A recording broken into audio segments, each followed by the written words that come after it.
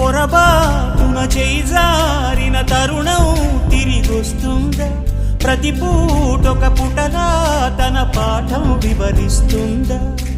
మన కోసమే తనలో తను రగిలే రవి తపనంతా కనుమూసిన తరువాతనే పెను చీకటి చెబుతుందా? కడతేరని పయనాలెన్ని, పడదోసిన ప్రణయాలెన్ని అని తిరగే ఛాయా చరిత పుటలు, వెను చూడక ఉరికే కథలు, తమ ముందు తరాలకు స్మృతుల చితులు అందించాలా ప్రేమికులు. ఇది కాదే విధిరాత, అనుకోదేం ఎదురీత.